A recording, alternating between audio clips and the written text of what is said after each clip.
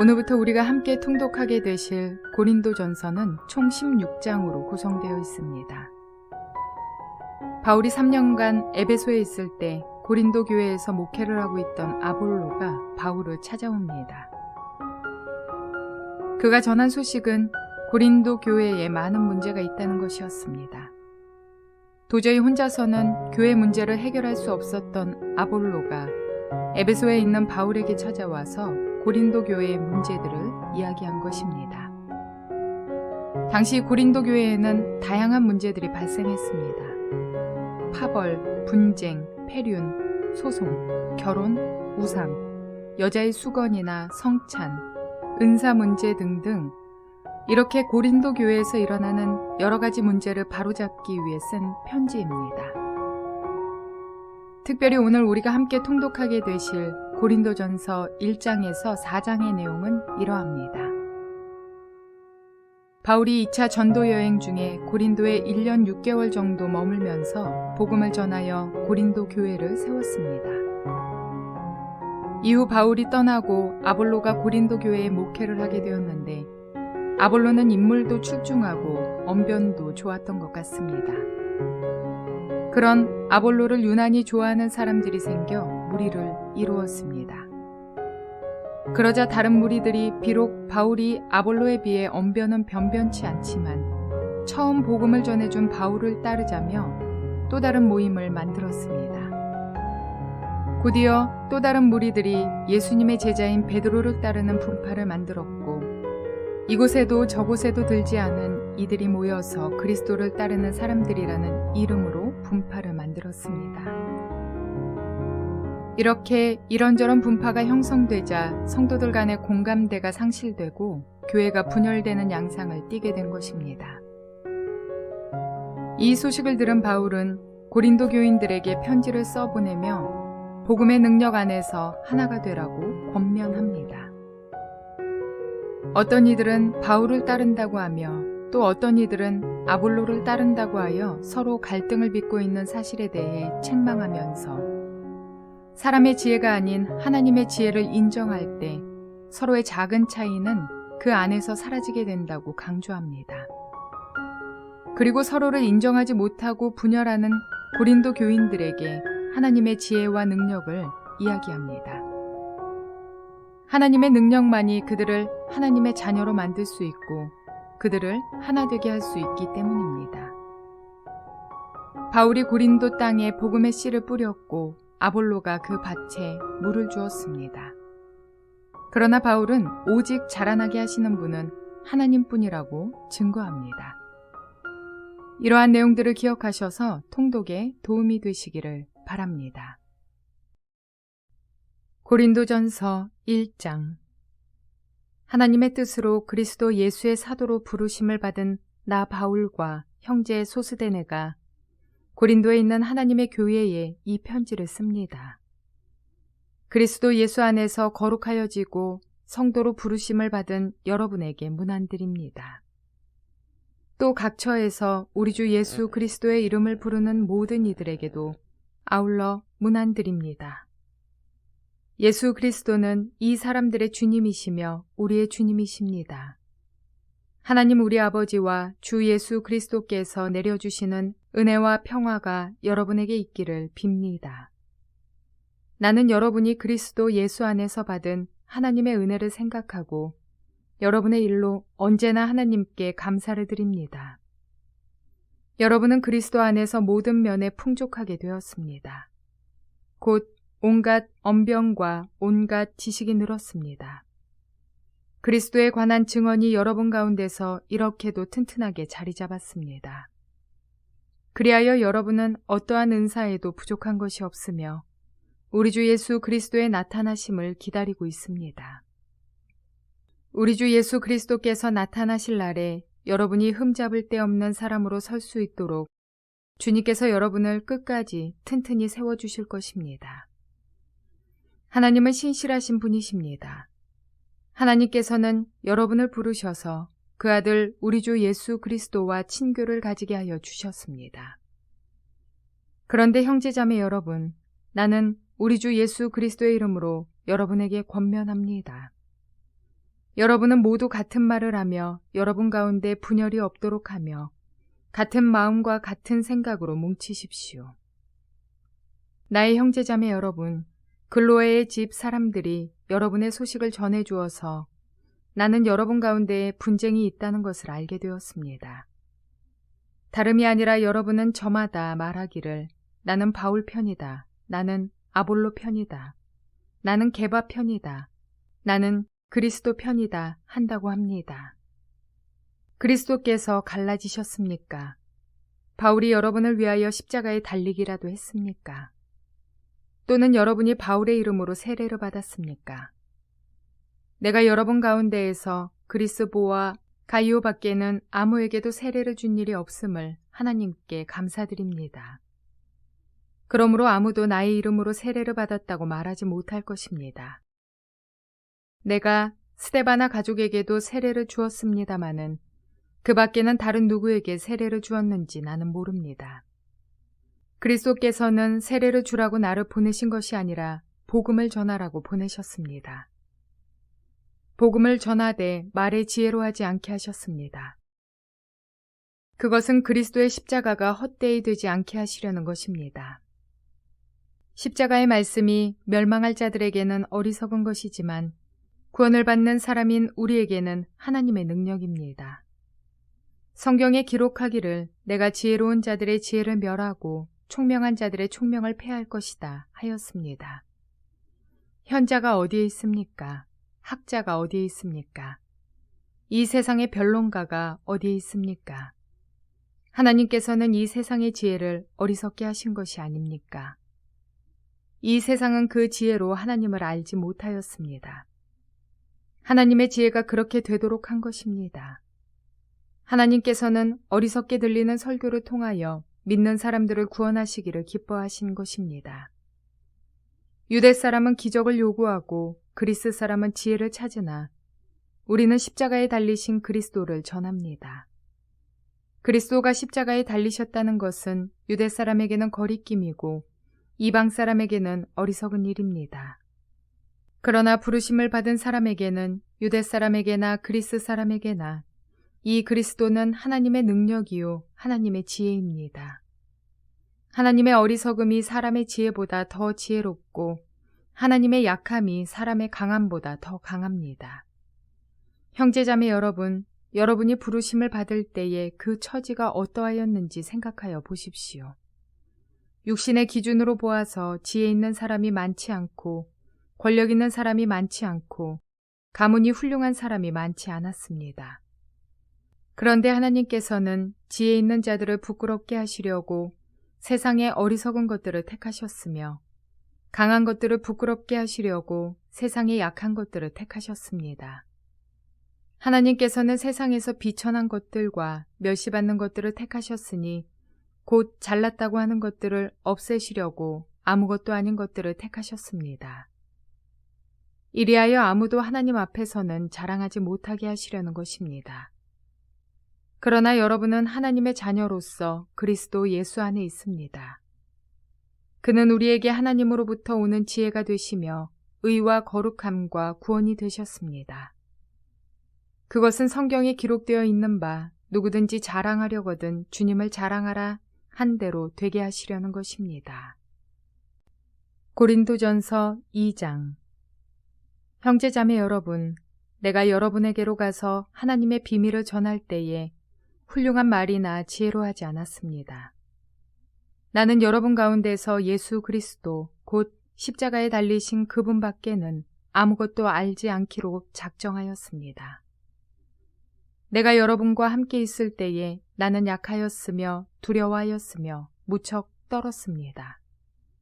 나의 말과 나의 설교는 지혜에서 나온 그럴듯한 말로 한 것이 아니라 성령의 능력이 나타낸 증거로 한 것입니다. 그것은 여러분의 믿음이 사람의 지혜에 바탕을 두지 않고 하나님의 능력에 바탕을 두게 하려는 것이었습니다. 그러나 우리는 성숙한 사람들 가운데서는 지혜를 말합니다. 그런데 이 지혜는 이 세상의 지혜나 멸망하여 버릴 자들인 이 세상 통치자들의 지혜가 아닙니다. 우리는 비밀로 감추어져 있는 하나님의 지혜를 말합니다. 그것은 하나님께서 우리를 영광스럽게 하시려고 영세전에 미리 정하신 지혜입니다. 이 세상 통치자들 가운데는 이 지혜를 아는 사람이 하나도 없습니다. 그들이 알았더라면 영광의 주님을 십자가에 못 박지 않았을 것입니다. 그러나 성경에 기록한 바 눈으로 보지 못하고 귀로 듣지 못한 것들, 사람의 마음에 떠오르지 않은 것들을 하나님께서는 자기를 사랑하는 사람들에게 마련해 주셨다 한 것과 같습니다. 하나님께서는 성령을 통하여 이런 일들을 우리에게 계시해 주셨습니다. 성령은 모든 것을 살피시니 곧 하나님의 깊은 경륜까지도 살피십니다. 사람 속에 있는 그 사람의 영이 아니고서야 누가 그 사람의 생각을 알 수 있겠습니까?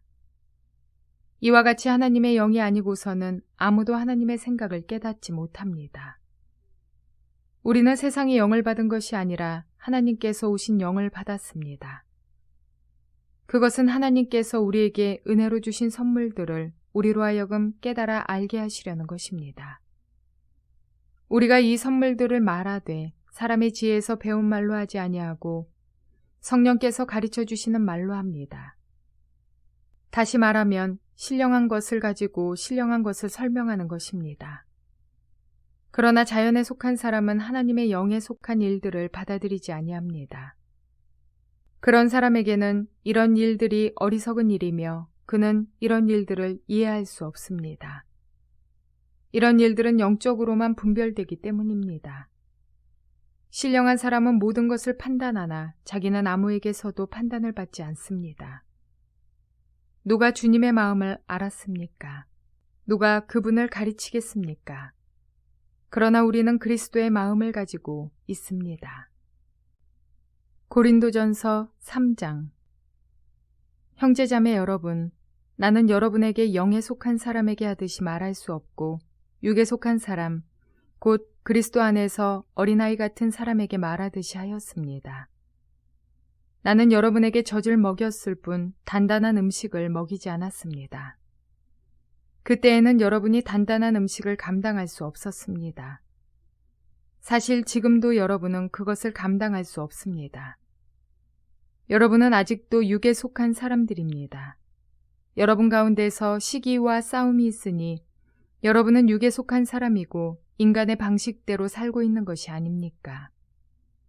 어떤 사람은 나는 바울 편이다 하고 또 다른 사람은 나는 아볼로 편이다 한다니 여러분은 육에 속한 사람이 아니고 무엇이겠습니까?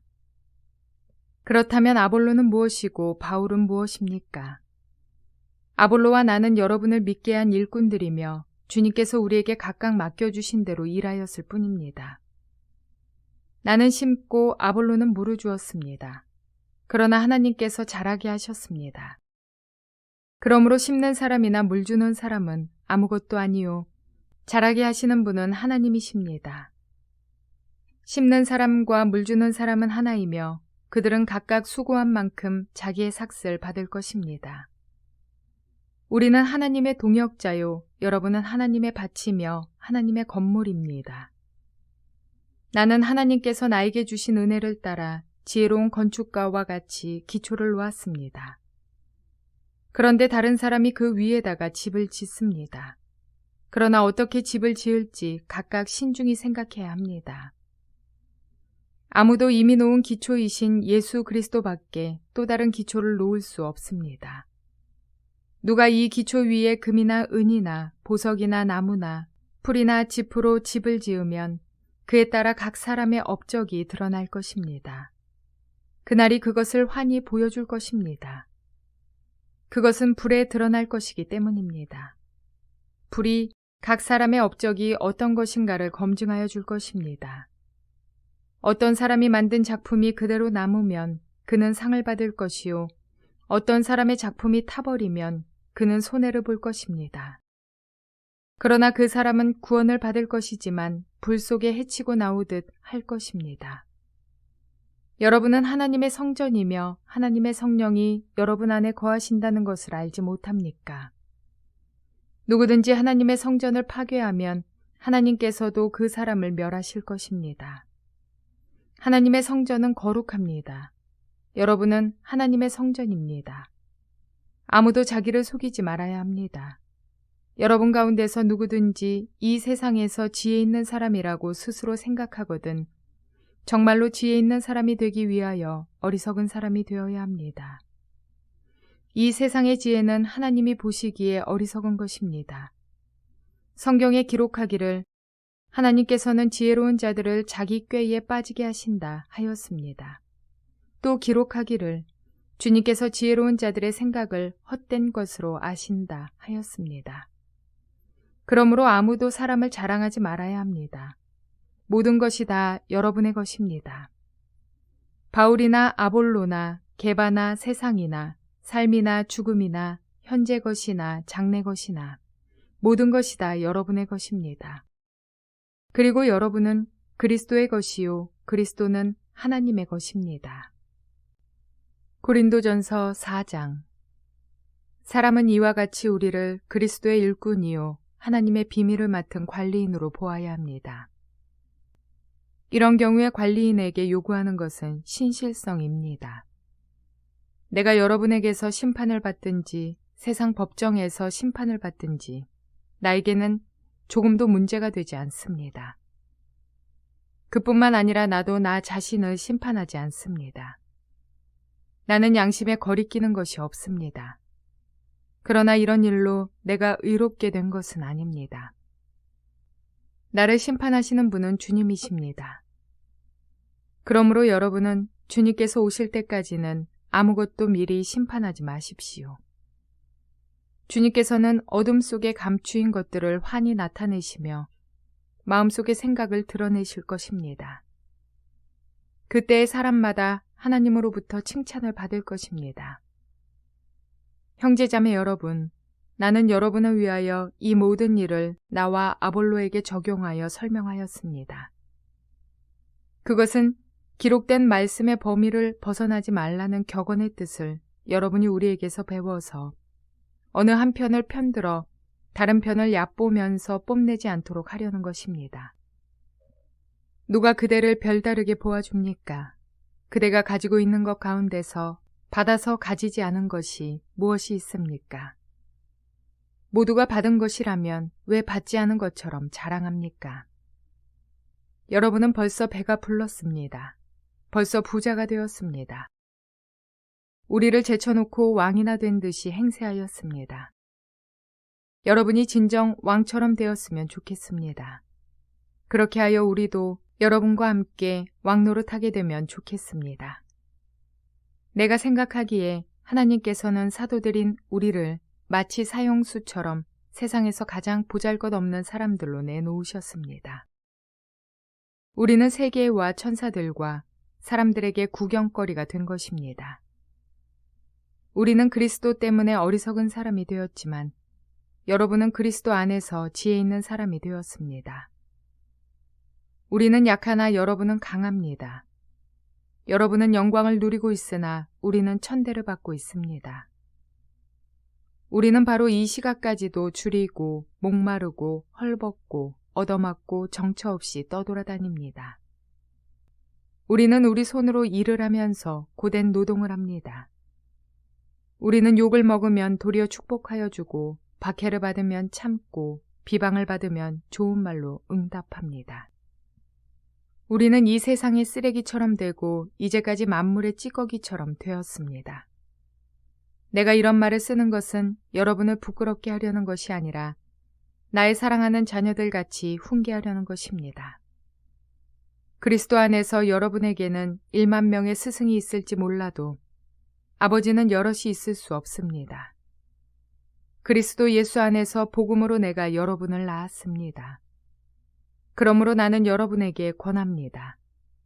여러분은 나를 본받는 사람이 되십시오. 이 일 때문에 나는 디모데를 여러분에게 보냈습니다. 그는 주님 안에서 얻은 나의 사랑하는 신실한 아들입니다. 그는 그리스도 예수 안에서 행하는 나의 생활 방식을 여러분에게 되새겨 줄 것입니다. 어디에서나 모든 교회에서 내가 가르치는 그대로 말입니다. 그런데 여러분 가운데는 내가 여러분에게로 가지 못하리라고 생각하여 교만해진 사람이 덜어 있습니다. 주님께서 허락하시면 내가 속히 여러분에게로 가서 그 교만해진 사람들의 말이 아니라 능력을 알아보겠습니다. 하나님 나라는 말에 있지 아니하고 능력에 있습니다. 여러분은 무엇을 원합니까? 내가 채찍을 들고 여러분에게로 가는 것이 좋겠습니까? 그렇지 않으면 사랑과 온유한 마음을 가지고 가는 것이 좋겠습니까?